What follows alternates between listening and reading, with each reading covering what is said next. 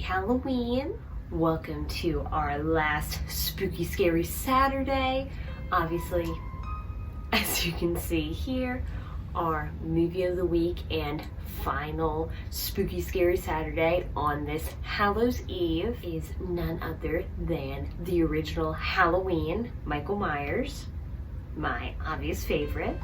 Before we jump into our final last spooky scary Saturday, please, if you are new here, welcome. My name is Kristen. I do beauty related, spooky related videos on YouTube as well as Instagram.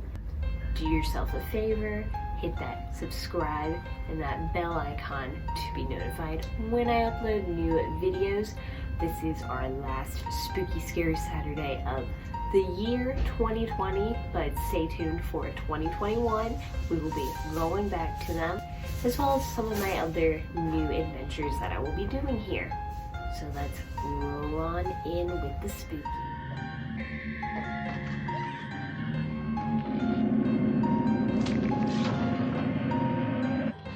All right, and before I hop into our movie talk, I also just wanted to take a moment and point out these pictures that I am showing you. The first two are from the Poe Museum, which is locally here in Richmond, Virginia, because, you know, Poe did kind of grow up in this area, even though he doesn't really like Richmond that much.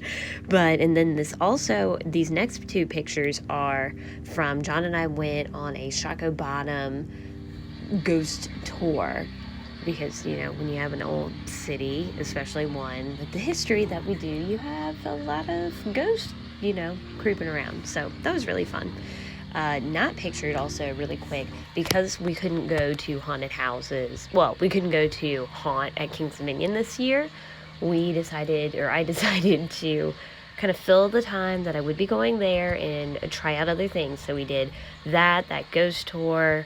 We went to the Poe Museum. We went to Patrick Henry's house, which again, I'm probably going to talk about all these stories that I learned from this, but we went there with my dad. So anyway, just fun things, and it was a good way to kind of fill that void during this holiday season and make the most out of it and do something we ordinarily wouldn't do. So anyway, now we get into what you came here for. So, Halloween 1978, John Carpenter's sort of film debut, as well as Jamie Lee Curtis, you know, our Scream Queen. She is the daughter of Janet Leigh, who, you know, we all know was in Psycho, and so that lineage is just beautiful to see coming out. Also, fun fact about Jamie Lee Curtis, she was asked to be the child in The Exorcist because she would have been around that age and all that, and her mom was like, no, I don't want her exposed to this, at least not yet anyway. But it actually worked out because, you know, it's saved for Halloween, thus creating the greatest scream queen as we know of. So anyway, running into the plot summary for those who are not familiar, on a cold Halloween night, this is the backstory to Halloween, and it presents itself beginning of the movie. On a cold Halloween night in 1963, 6-year-old Michael Myers brutally murdered his 17-year-old sister, Judith, who I also want to say was naked at the time. But anyway, you see that opening scene just pan out beautifully with the music. Also, John Carpenter did do the score as well as, you know, did the whole movie itself. Honestly, because it was just tight on budget, really. It had nothing to do with him, you know, dying to do it, but now it seems he definitely does the music for all of his movies and sometimes other movies too. So, beginning scene, he has just killed his sister. He's in a little clown outfit. He's 6. You see this little boy, and I love the perspective you see from his eyes, him going around the house, grabbing the knife, going to his sister, stabbing her, and it's great. And at that time, you don't realize who's done it until at the very end. You see this little kid and these parents walk up to him when he's outside the house and they go, Michael, and then you see him take off the mask and it's this little kid and you're like, what the heck am I about to watch? Michael?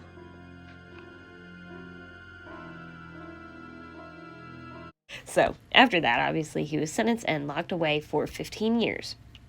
But on October 30th, 1978, so current day at the time this was filmed, while being transferred for a court date A 21-year-old Michael Myers steals a car because his Dr. Loomis was coming in to transfer him, and you can already tell, like, Loomis is not a fan of this guy. He doesn't trust him. He thinks he should be locked up forever. And because of him coming to get him, Michael Myers manages to steal a car and escapes. Tell him exactly who walked out of here last night, and tell him exactly where he's going. Probably going. He returns to his quiet hometown of Haddonfield, Illinois, where he looks for his next victims. And in doing that, not getting into the other movies, I'm strictly talking about this one in particular, because as we know, the lineage of Halloween is kind of going out of control, which is great, but there's a lot to it. And if we simply talk about this first movie, all I'm going to say is he finds Laurie Strode, played by Jamie Lee Curtis, obviously. And it's she's like 17 or something in the film. He finds her. She goes to the Myers house that morning because her dad's a realtor. He asks her to put the keys under the mat of that house so he can show it off that day. And so she does, and Michael Myers is there when she does that. So you could assume, I think it was intended for, that's how he sees her and that's how he decides to stalk her for the rest of the entire movie.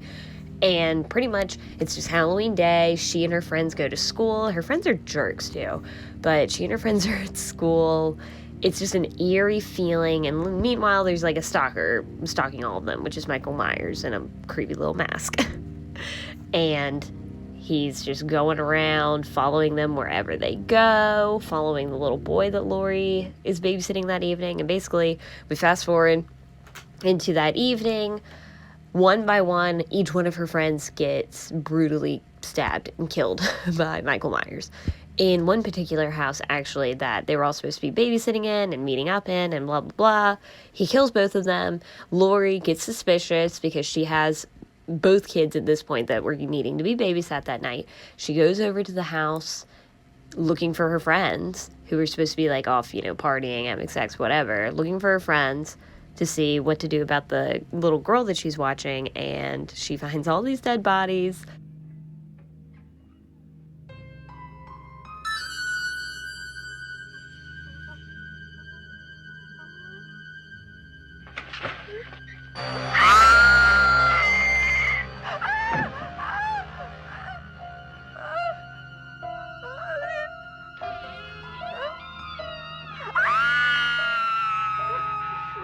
Of all of her friends, Michael Myers comes after her, chasing her. It's just crazy. There's a long, epic, chasing and hiding and cat and mouse sort of game going on for a really long time. And you also have times where you think she's killed him, but he really hasn't died. I'm gonna take a little walk. Was it the boogeyman? I'm scared. There's nothing to be scared of. Are you sure? How? I killed him. You can't kill the boogeyman. And so finally at the end, Dr. Loomis shows up and kind of saves Laurie in a way, shoots him 6 times. He falls out the window and plop, you think he's dead. And Laurie asks, was that the boogeyman? And Loomis goes, as a matter of fact, it was.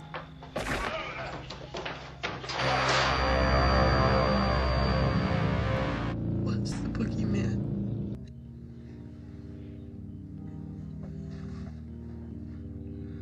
As a matter of fact, it was. Because earlier in the plot, the little boy's been asking about the boogeyman, all of this sort of stuff.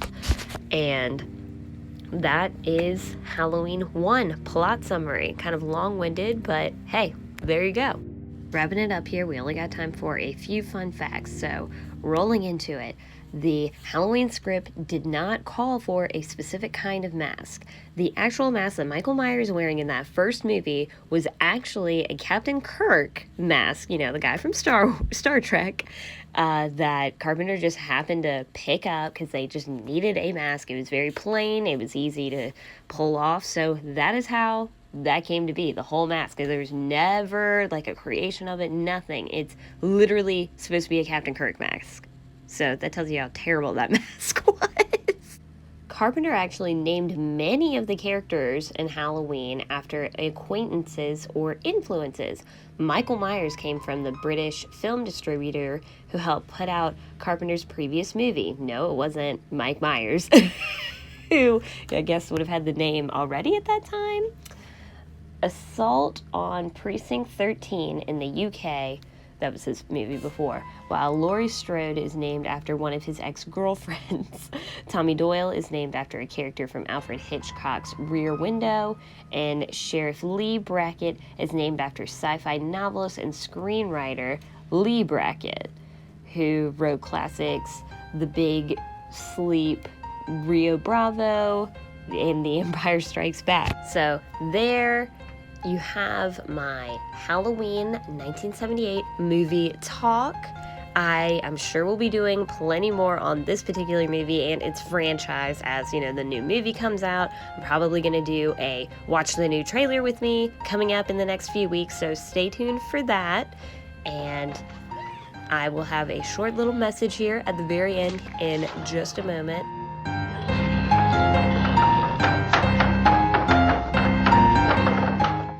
Thank you all again for going on these spooky, scary adventures with me again this year, especially after everything with the pandemic, lockdown, work closures, all of that sort of stuff. I really appreciate still being able to do what I do as far as doing hair and having the time to come on here and just have some fun right now in a time where there's not really that much fun going on anymore. This was my way of staying in the holiday Halloween spirit, so I hope it has brought some joy in your life this holiday Halloween season as well. As always, thank you so much for just supporting me through all of this, and I will see you all on the next video. Spooky Scary Saturdays 2020 out.